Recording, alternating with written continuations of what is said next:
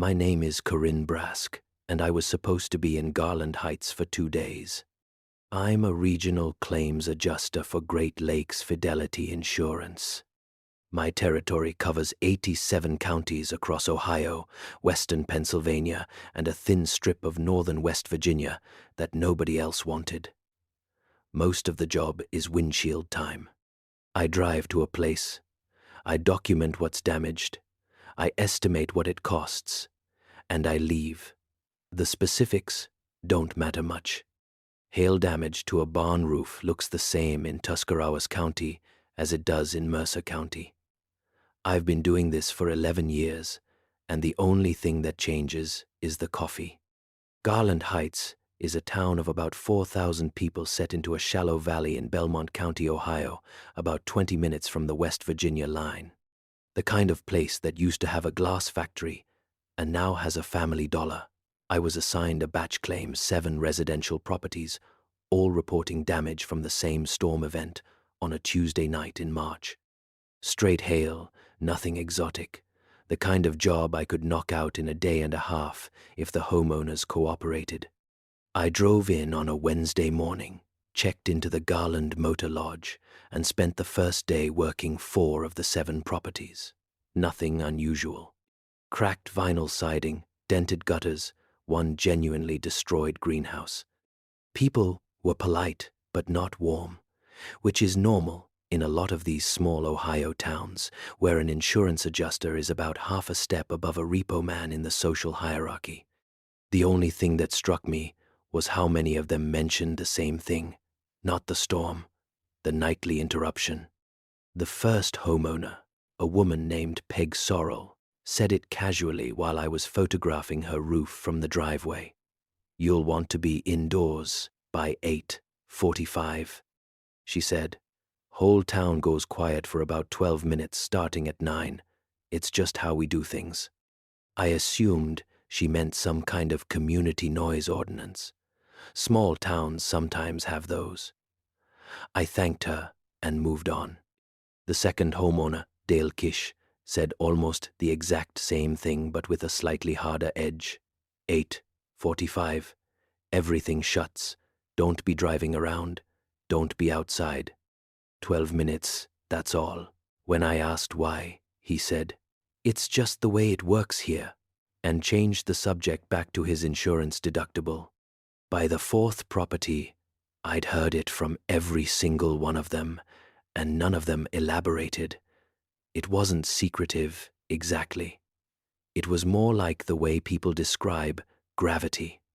Nobody explains gravity to you with any urgency, because it doesn't require your belief to function. That's how they talked about whatever happened at 9 o'clock. It was simply a fact of the town, as settled and unremarkable to them as the location of the post office. I got back to the motel around 6, ate a sandwich I'd packed, reviewed my notes. By 8:30 I was already thinking about the morning and hadn't given the 9 o'clock thing much thought at all.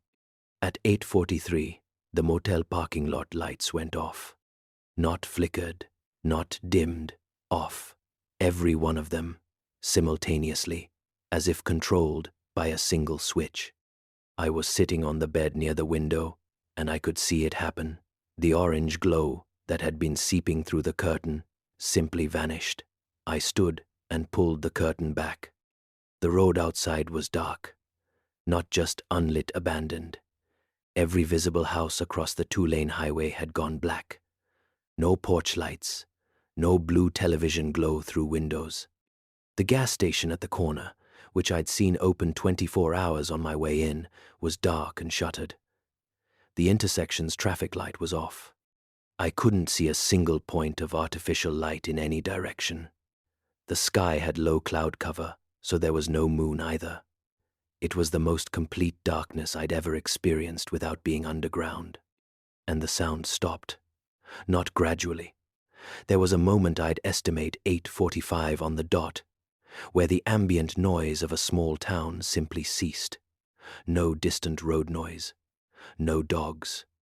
No refrigerator hum from the room next to mine. I became aware of my own breathing in a way that was uncomfortable. The way you become aware of it in an MRI machine. I stood at the window for about 2 minutes, feeling foolish but genuinely unsettled. Then I saw someone. It was across the road, in the side yard of one of the dark houses, a figure standing perfectly still in the grass. I couldn't make out features, just the shape. An adult, standing with their arms at their sides, facing the road. Facing, I thought, roughly in my direction. Then I saw another one, farther down, at the edge of a different yard. Same posture, arms at sides, facing the road. Then a third, much closer. This one was standing at the edge of the motel parking lot, maybe 50 feet from my window. Absolutely still. I could see just enough to tell it was a man. He was wearing what looked like regular clothes, jeans, a work jacket. His face was tilted slightly upward, and his mouth was open. None of them moved. I counted 9 figures visible from my window before I stepped back from the curtain.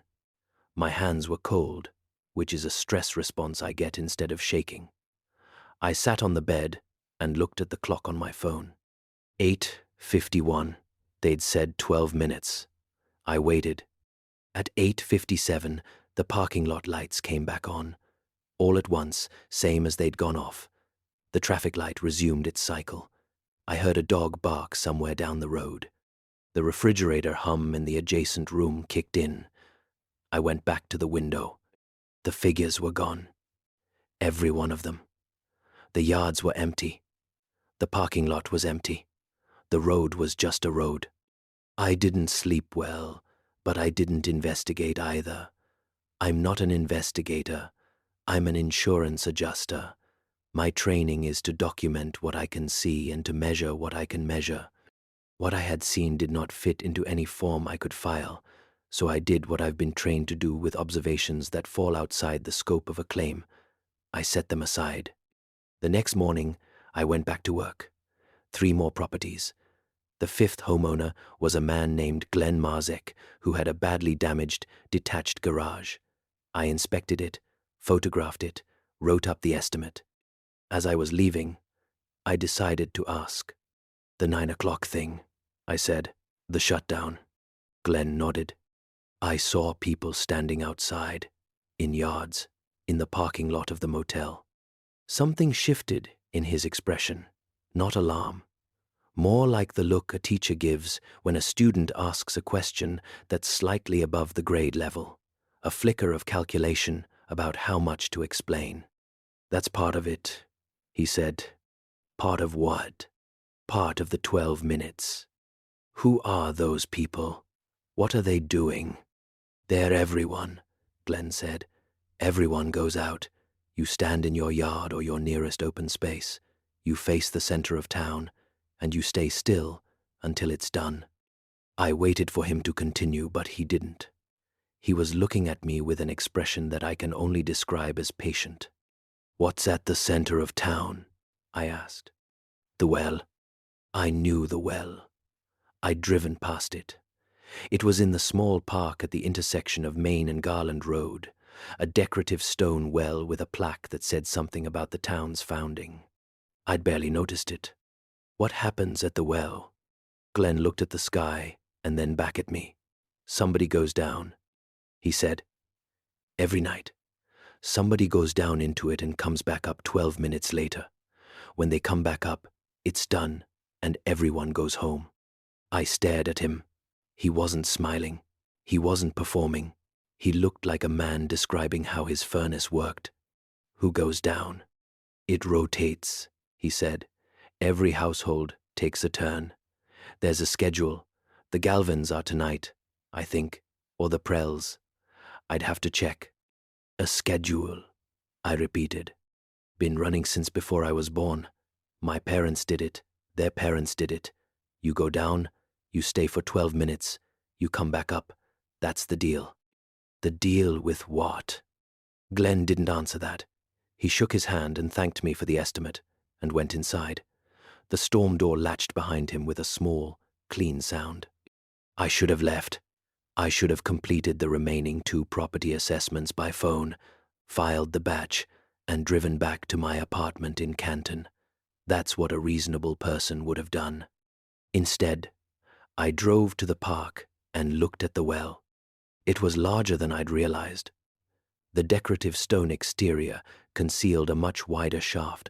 I could see that when I leaned over the rim. It was maybe 5 feet in diameter, lined with old brick that descended into darkness. There was no water that I could see or hear.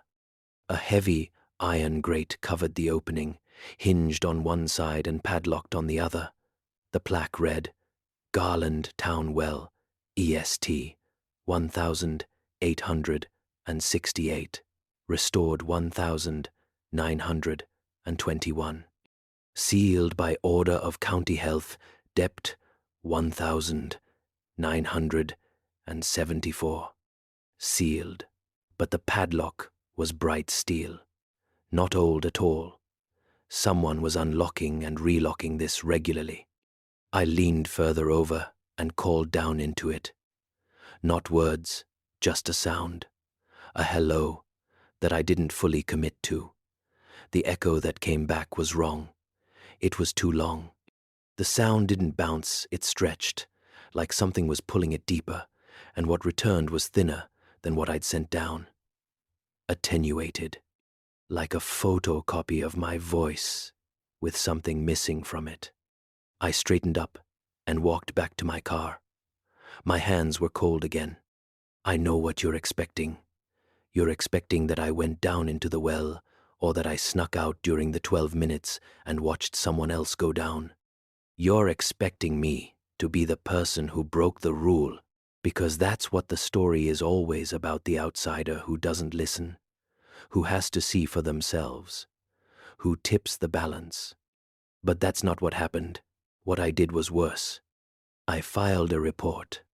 Here is the thing about being a claims adjuster that people don't understand. We are officers of the insurer. When I observe a material hazard on an insured property or within an insured community, I have a contractual obligation to document it. Not a moral obligation, a contractual one. My employment agreement with Great Lakes Fidelity contains a clause, Section 11.4, that requires me to flag observable community-level hazards, including, but not limited to, environmental contamination, structural endangerment, or coordinated activity suggestive of civil liability exposure.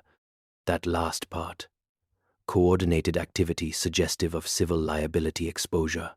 4,000 people standing in their yards every night while one of them descends into an unsealed well on a rotating schedule is, by any definition, a coordinated activity with massive civil liability exposure.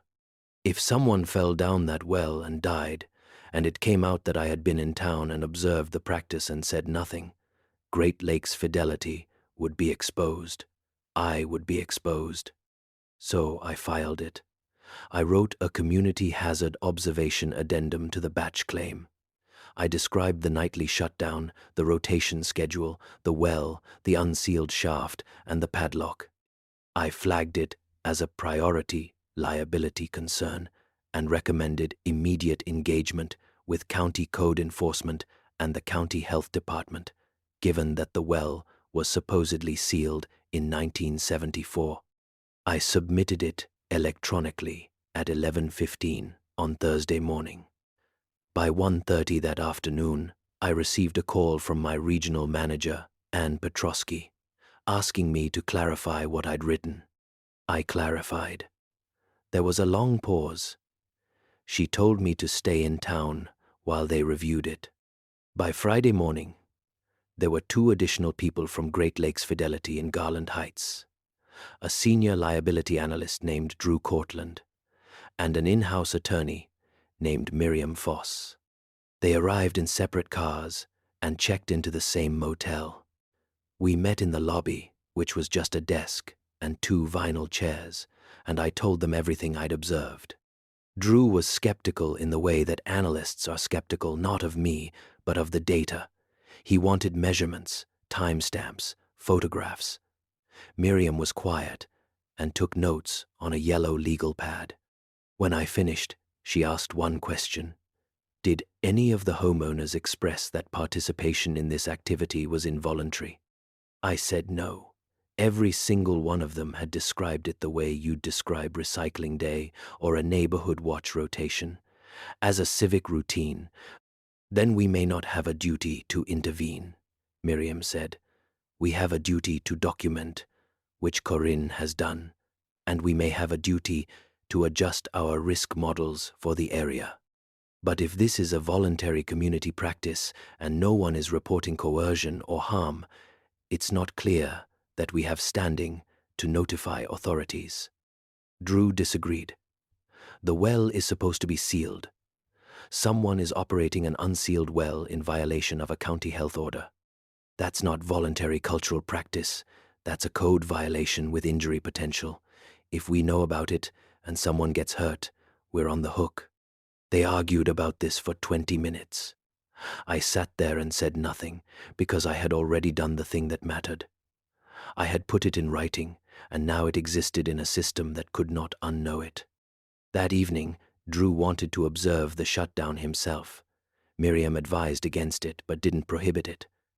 At 8:40, Drew and I stood in the motel parking lot. Miriam watched from her room window. The lights went off at 8:45 exactly, same as before. The silence fell.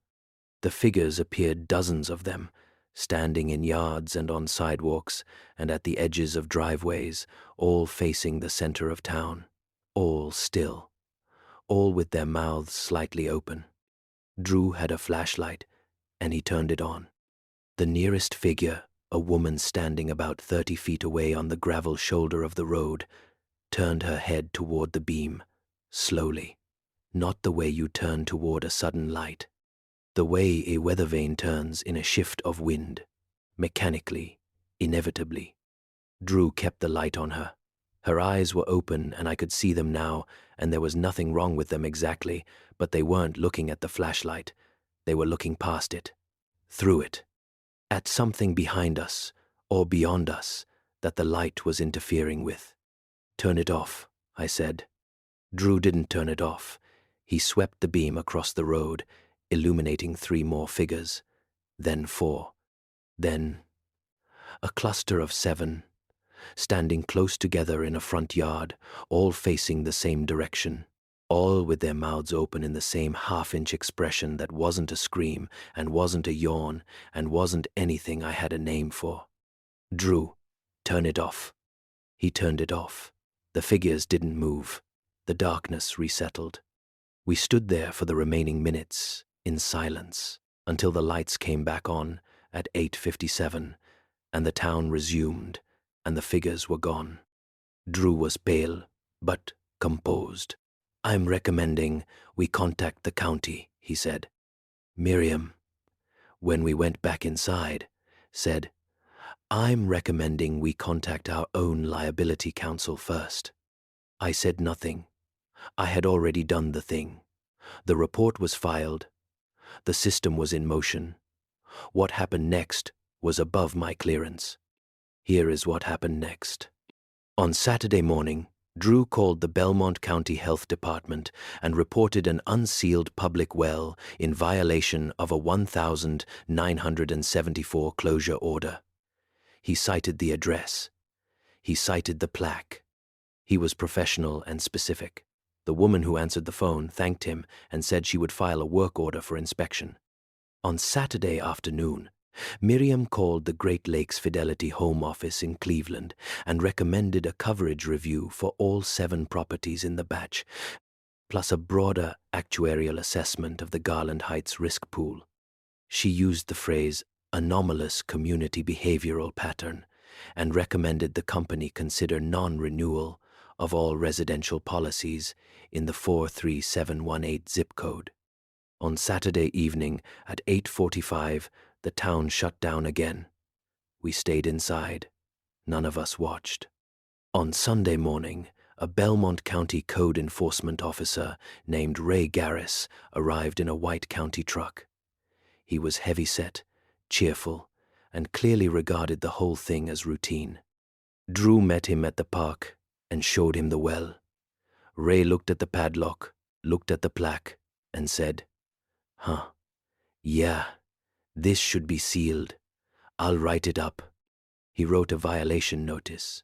He affixed it to the stone rim of the well with a zip tie.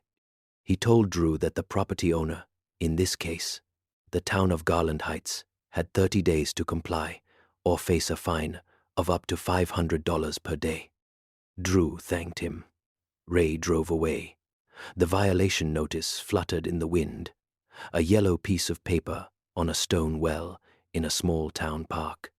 That night, I couldn't stay inside. Not out of bravery, out of the specific, grinding compulsion of someone who has set a process in motion and needs to see whether it's working. I stood at the edge of the motel parking lot at 8:44 and watched. The lights went off. The silence fell. The figures emerged. I could see the well from where I stood. The park was only 2 blocks down Main Street, and the road was straight enough that I had a clear line of sight. I saw someone walking toward the well, not standing still like the others, walking. A deliberate, unhurried walk, the way you'd walk to a mailbox. It was a man. He reached the well, and I saw him bend down unlocking the padlock. I realized. He lifted the grate, and then he climbed in. Not dropped, climbed, hand over hand, descending into the shaft like someone entering a swimming pool by the ladder. The yellow violation notice was still zip-tied to the rim. I could just barely make it out in the darkness. 12 minutes later, the man climbed back out. He closed the grate. He locked the padlock. He walked away. The lights came back on.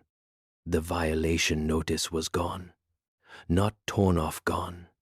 The zip tie was still there, intact, still fastened to the stone, but the paper was no longer attached to it, as if it had never existed. I went to the park the next morning and checked. The zip tie was there, cut cleanly.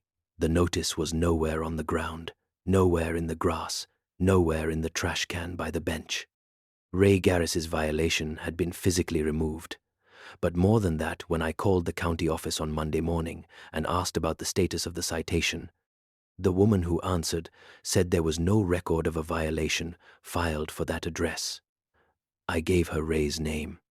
She said Ray Garris had been employed by the county for 14 years, and there was no record of him visiting Garland Heights on Sunday.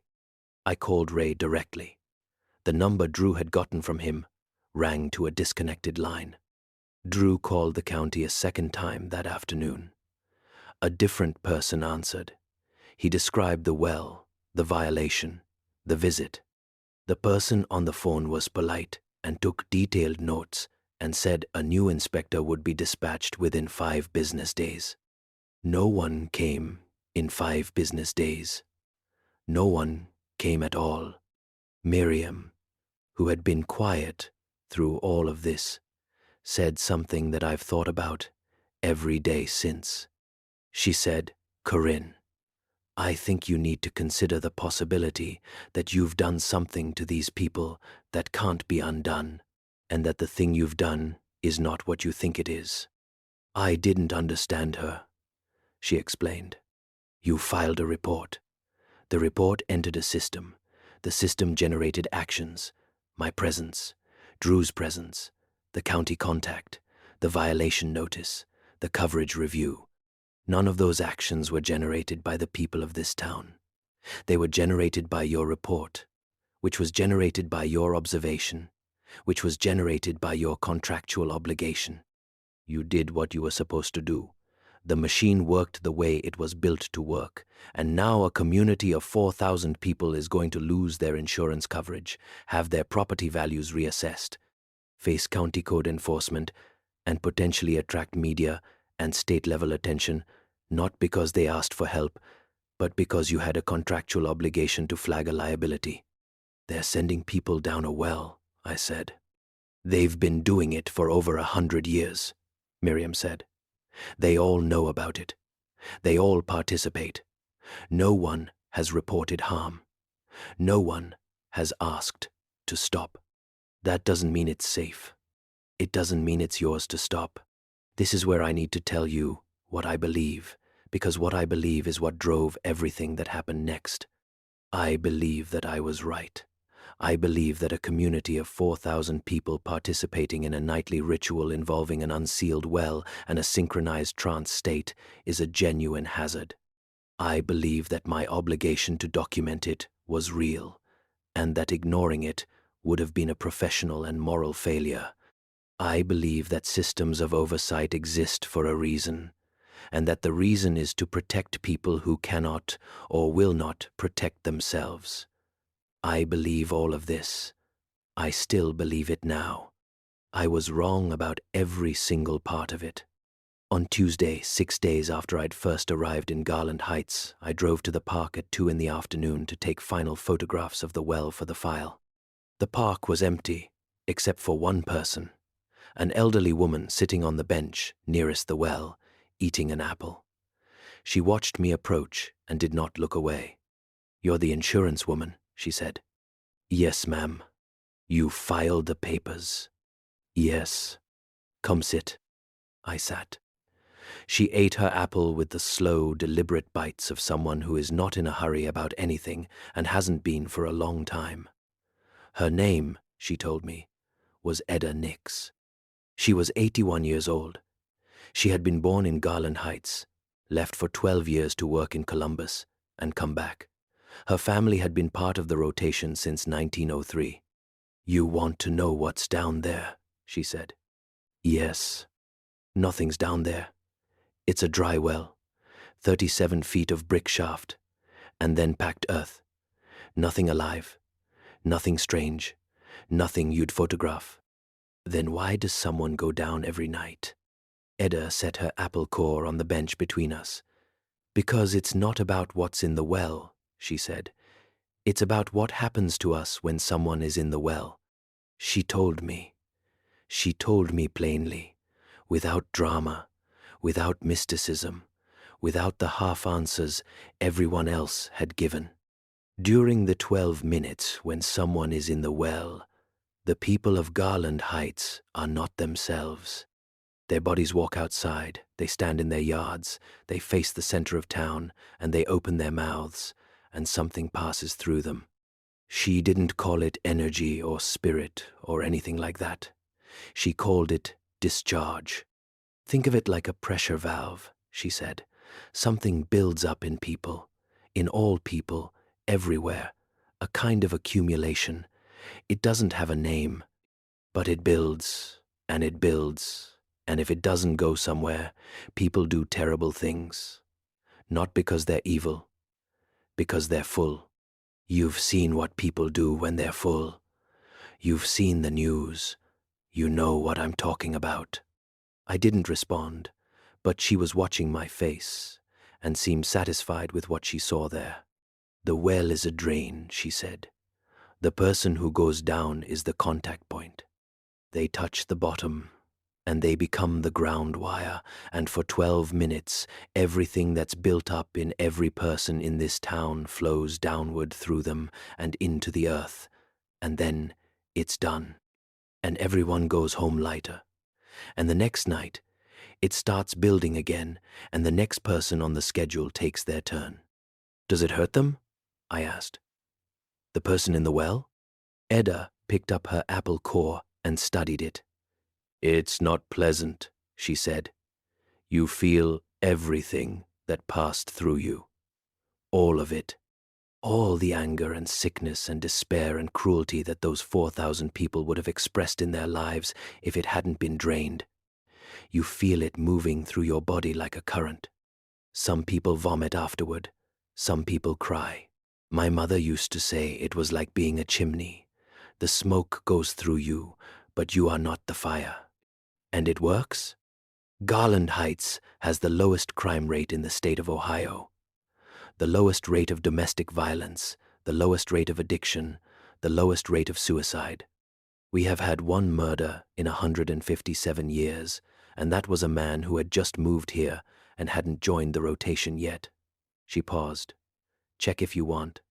The records are public." I did check. I checked that night, on my laptop in the motel room. She was right. Garland Heights had statistical outcomes so far below the state average that they looked like data errors. Violent crime, effectively zero.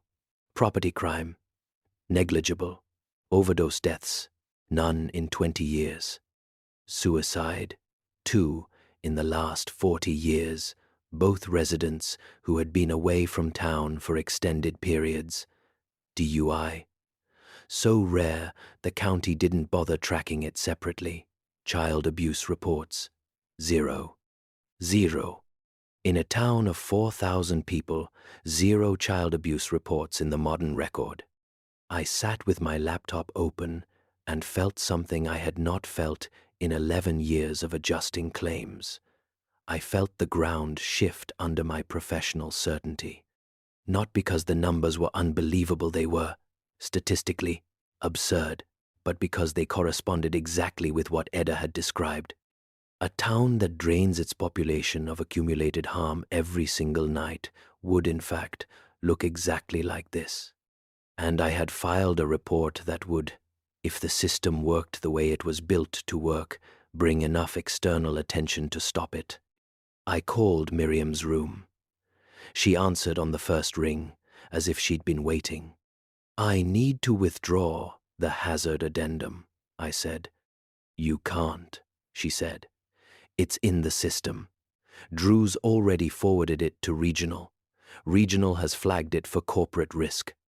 The coverage review for the zip code is already in process. You can't withdraw a filed observation, Corinne. You know that. It's in Section 8. Once it's documented, it exists. Then I'll file a correction. I'll say I was mistaken." "Were you mistaken? Is there a well? Is it unsealed? Do people go into it nightly? Are those facts wrong?" They weren't wrong. Every fact in my report was accurate. The well was unsealed. People did descend into it. The town did shut down for 12 minutes. Everything I had documented was true. The problem was that the truth, processed through the system I'd fed it into, was going to produce an outcome that would destroy the thing it was supposed to protect. "Miriam," I said, "if this town loses coverage, it gets flagged. If it gets flagged, it attracts attention. If it attracts attention, someone shuts down the rotation. If someone shuts down the rotation, then 4,000 people stop being drained," Miriam said quietly, "and whatever's been accumulating in them for 150 years starts expressing itself normally." The line was quiet for a while. "Drew filed his own supplementary report this morning," Miriam said. "He's recommending that the company notify the Ohio Department of Health. He considers the trance state a potential public health event, mass psychogenic episode. He's doing his job, Corinne, same as you did yours." I hung up. I sat on the bed. I thought about Section 11.4. I thought about the contractual architecture that I had activated. Each clause triggering the next like dominoes. Each one doing exactly what it was designed to do. Each one correct. And the sum of all that correctness converging on a town that had solved human cruelty 150 years ago with a hole in the ground and a schedule. Wednesday morning, I went to every homeowner on my list. All 7 of them, plus Glenn Marzek, plus Edda Nix. I told them what I had done. I told them about the report, the liability review, the coverage assessment, the county notification, Drew's health department recommendation. I told them everything that was in motion. They listened. None of them panicked. None of them yelled at me. That was the worst part, they're calm. They received the information the way they received everything else, with patience. With the slightly tilted attention of people who have been metabolizing the worst of human impulse on a nightly basis for their entire lives, and therefore do not have much capacity for outrage remaining. Peg Sorrell said, "Well, we knew it might happen eventually." Dale Kish said, "It's been close before. The internet almost did it in 2014. Someone's kid posted a video of the shutdown on YouTube. Got about 300 views before the family took it down. Glenn Marzek said, "We'll manage. We always manage." But Edda Nix said something different. She said, "How long do we have?" I told her I didn't know. The system moves at its own pace. Corporate risk reviews can take weeks or months, but Drew's health department referral, if it went through, could trigger a state investigation within days. Edda nodded. "Then we need to do something we've never done," she said. "What?" "We need to show someone. We need to show you. Not tell you. Not explain it.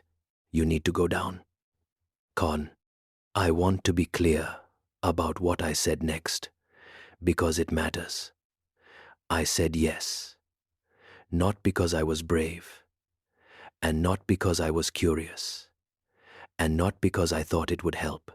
I said yes because I had broken something, and I believed I owed these people the honesty of seeing what I'd broken before it was taken from them. Wednesday night, 8:40. I stood at the rim of the well with Edda and a man named Carl Prell, whose family was scheduled for that evening. Carl was 46, a plumber, and built like someone who carried heavy things for a living. He showed me the ladder iron rungs set into the brick wall of the shaft, descending into the dark. 37 feet down, he said. You'll feel the bottom, packed earth. Just stand on it. Face any direction. Open your mouth. Open my mouth? It needs a way in, he said, and a way out. At 8:44, Carl unlocked the padlock and lifted the grate. The smell that came up was not decay or dampness. It was mineral, like the air after lightning hits sand. Ozone and chalk, and something older than either. I'll be right here when you come back up, Carl said. 12 minutes. You'll know when it's done because it stops. I climbed down. The rungs were cold and slightly damp. The shaft narrowed as I descended, not physically, but perceptually.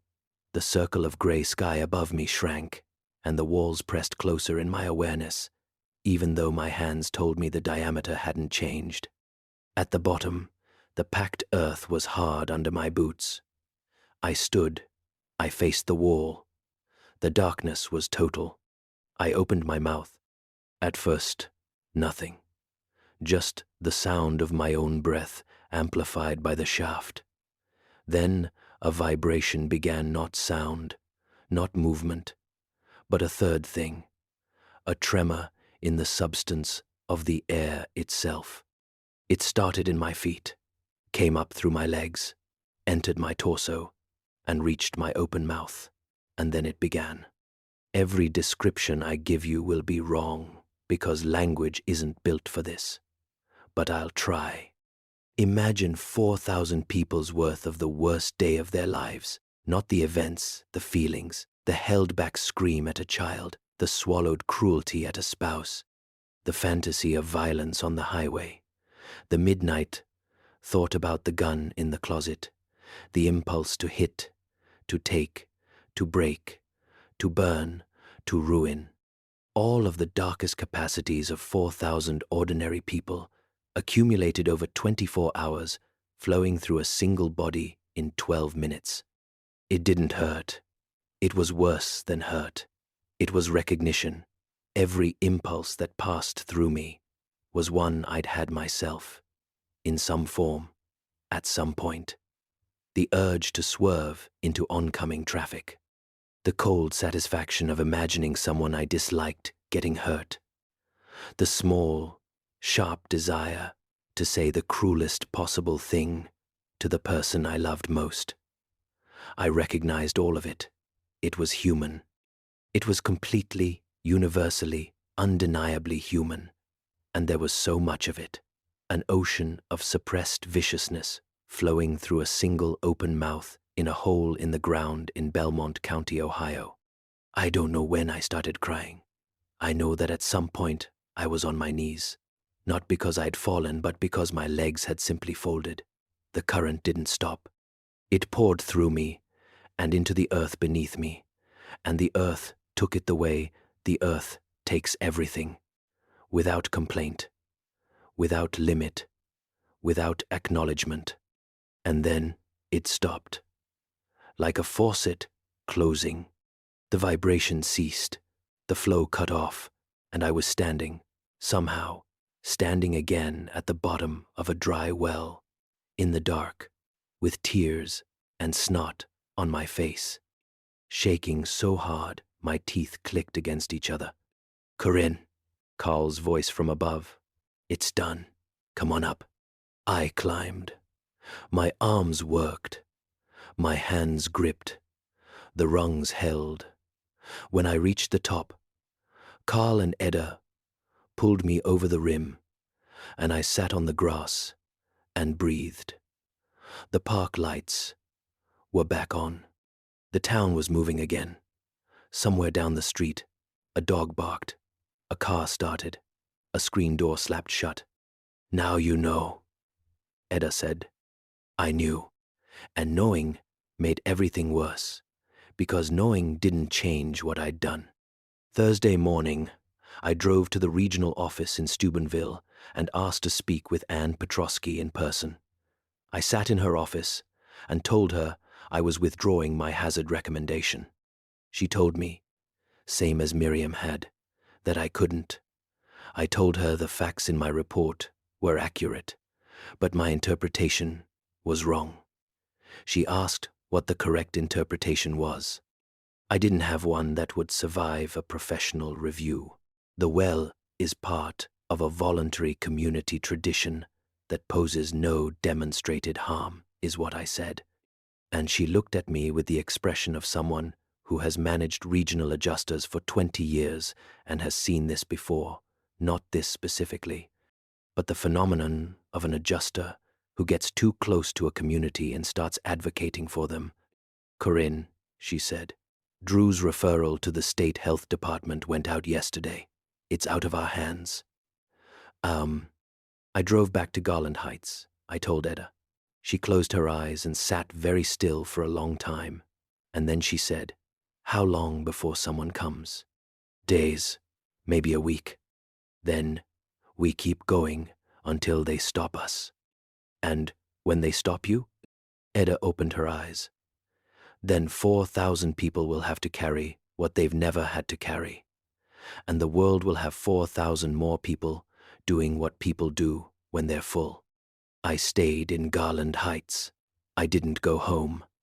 I attended the shutdown every night, standing in the parking lot of the motel with the rest of them, facing the center of town, my mouth open, feeling the slight pull as the night's accumulation drained through whoever was in the well that evening and into the ground. On Monday of the following week, a van from the Ohio Department of Health arrived, 2 field investigators and a supervisor. They had Drew's report, my original hazard addendum, and a summary from the Belmont County records that showed no active well permit for the site. They brought testing equipment. They brought a structural engineer. They also brought, without intending to, the end of everything. The investigation took 3 days. The well was tested, measured, photographed, and declared a public safety hazard. The structural engineer determined the shaft was unsound, which it wasn't, but his instruments told him it was, and instruments don't lie, and neither did my original report, and neither did Drew's referral, and the whole gleaming architecture of responsible documentation and systemic oversight performed exactly as designed. On Thursday, the well was sealed. Not padlocked, sealed. They poured concrete into the shaft until it was level with the rim and then capped it with a steel plate bolted into the stone. A new plaque was affixed. Sealed by order of the Ohio Department of Health. "Do not disturb." I watched them do it. Edda watched beside me. When the last bolt was tightened and the crew packed up, Edda said, "Tonight is going to be the first night in 157 years that no one goes down. What will happen? We'll find out." That night, at 8:45, the lights still went off, the silence still fell. 4,000 people still walked into their yards, still faced the center of town, still opened their mouths. The habit was bone deep. The ritual was older than anyone alive. But there was no ground wire, no contact point, no drain. The current that had always flowed down had nowhere to go. I stood in the parking lot and felt it, the same pull, the same vibration, the same tremor in the air. But instead of flowing downward, it just stayed. It circulated. It built. It pressed against the inside of 4,000 open mouths and had no exit. At 8:57, the lights came back on. People went inside. The town resumed. But something had shifted. I could feel it in the air the next morning, a tightness, like the atmospheric pressure before a storm that never arrives. People were polite, but their eyes were different, harder, quicker to look away. At the gas station, a man snapped at the cashier over the price of coffee, and then froze, startled by his own voice, as if he'd heard someone else speak through his mouth. By Saturday, 3 days after the well was sealed, I saw a woman slap her child in the parking lot of the Family Dollar. Not hard, but the motion was unfamiliar. You could tell by the way her hand hung in the air afterward, trembling, as if the limb had acted without her. The child didn't cry. The child looked at her mother with an expression of bewildered recognition, as if seeing her for the first time. By Monday, a week after the seal, the Garland Heights Police Department logged its first domestic violence call in 11 years. By Wednesday, there were 4 more. By Friday, a man named Tom Galvin, whose family had been on the rotation for over a century, drove his truck into the front wall of the Family Dollar at 40 miles per hour in broad daylight. He wasn't drunk. He wasn't on drugs. When the officers pulled him from the cab, he was crying and saying, "I don't know why I did that. I don't know why I did that. I know why he did that. He did it because the thing that had been drained out of him every night for his entire life was now pooling inside him with no release, and his body was doing what bodies do when they're full, expressing it, the way bodies have always expressed it, everywhere in the world, in every town that doesn't have a well." I left Garland Heights on a Saturday morning, 16 days after the well was sealed. I filed my final paperwork from the road. The batch claim was closed. All 7 properties received standard hail damage payouts. The community hazard flag remained in the system, a permanent annotation on every policy in the 43718 zip code that would follow those addresses through every future transaction, every renewal, every sale. I drive past Garland Heights sometimes, on my way to other claims in other towns. I don't stop, but I check the news. The crime rate in Garland Heights is no longer the lowest in the state of Ohio. It's rising. Month by month, it's converging with the state average, and there's no reason it will stop there. Because the state average includes the accumulated human darkness of communities that never had a drain. Garland Heights is now one of those communities. Because of a Section 11.4 hazard addendum filed by a regional claims adjuster who was doing exactly what she was supposed to do. The system worked. Every part of it worked. I observed a hazard. I reported it. The report generated a review. The review generated an investigation. The investigation generated an intervention. The intervention sealed the well. And now 4,000 people are learning, for the first time in their lives, what it feels like to be full. I think about Edda's description. The chimney. The smoke goes through you, but you are not the fire. She was right about the metaphor, but wrong about the scope. The whole town was the chimney. The well was the flue. And I, in my contractual diligence, bricked it shut. There's one more thing I need to tell you. Last month, I was adjusting a claim in Jefferson County 2 towns over from Garland Heights, and I stopped for gas. The attendant was a young woman, maybe 22. She had a fresh bruise on her forearm, The kind you get from grabbing. She saw me looking and pulled her sleeve down. Just moved here from Garland Heights, she said, unprompted. Thought a fresh start would help. But my husband, he's not himself anymore. He's not the man I married. Something changed in him last year. Something changed in everybody. I paid for my gas. I got in my car. I drove 11 miles to the next county before I pulled over because my hands were too cold to grip the steering wheel. I'm still an adjuster. I still file reports. I still document what I observe and feed it into the system that processes it. Every observation I make becomes an action, becomes a consequence, becomes a permanent fact. That's how systems work. That's how they're supposed to work. But sometimes, late at night, I think about what would happen if someone rebuilt the well, broke through the concrete and the steel plate, and opened the shaft again, and climbed down 37 feet and stood on packed earth and opened their mouth. I think about it because I know the answer. Nobody will rebuild it. The system won't allow it. There's a health department order and a liability flag and a sealed hazard designation and an insurance annotation, and every single one of those documents is correct. And every single one of those documents is doing exactly what it's supposed to do. And the sum of all that correctness is a town that is slowly filling with the thing it used to pour into the ground. I did my job. I followed procedure. I flagged the risk. And the risk I flagged was the only thing keeping them human.